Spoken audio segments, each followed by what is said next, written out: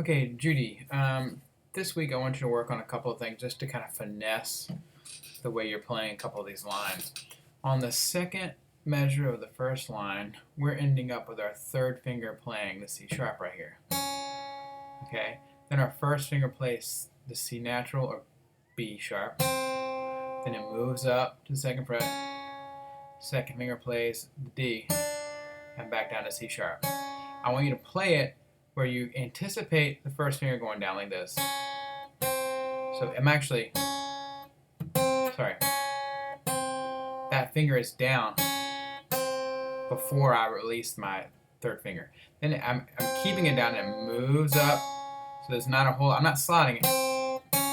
It just sounds better because I'm not releasing it. Right? And then second finger comes down. The whole time my first finger is still down on C sharp. And then you release that D. So it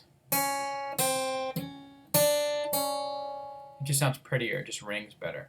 Hair looks funny. And then go ahead and try it with the bass notes, okay? When you kind of isolate it like that, it helps you focus on the melodic aspect only. So don't worry about the bass notes at first, then add them in. Next was working on when we're going on the fourth measure of the second page. We have an open D followed by the third finger playing the C sharp on the fifth string. Okay, and when we don't really focus on it, we have this. So it's actually worse than that. Where it rings and it creates this weird dissonance. What I want you to do is kind of be lazy about how your third finger falls down on that fourth string to kind of mute it. So you're going to end up with this. So I'm actually, I don't know if you can see it, but which I know you can't see it.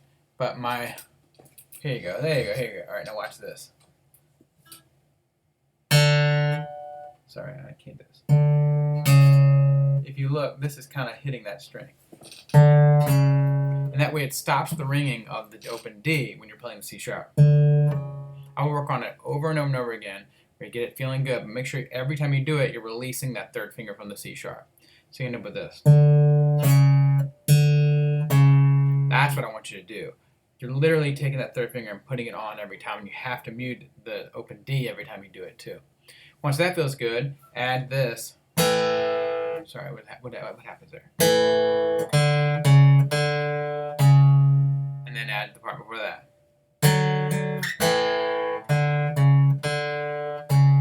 Okay, same thing. You're isolating it, then you're adding the rest of it that comes before it to put it into a context. Last thing is flexibility. Okay, I want you to be able to focus on when you're playing E and F sharp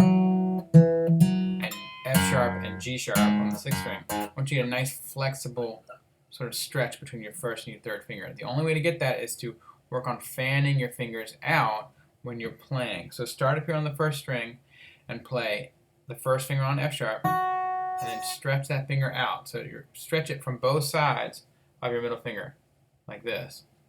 And it's awesome if you can keep your first finger down when you're playing it, but if you can't yet, it's cool, but just still try and work on the flexibility. Okay?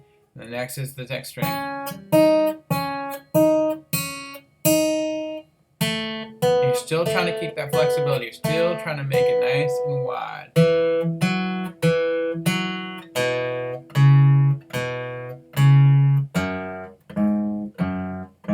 That's all I want you to do with that. Just focus on that. So that way when you go to do, for instance, when you go to do the next to last line of the second page,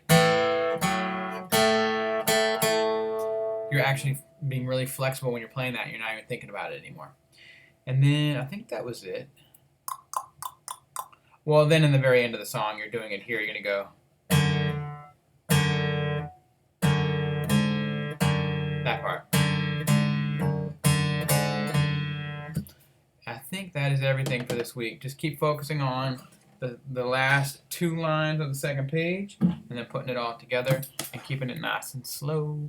Let me know if you have any questions. Bye.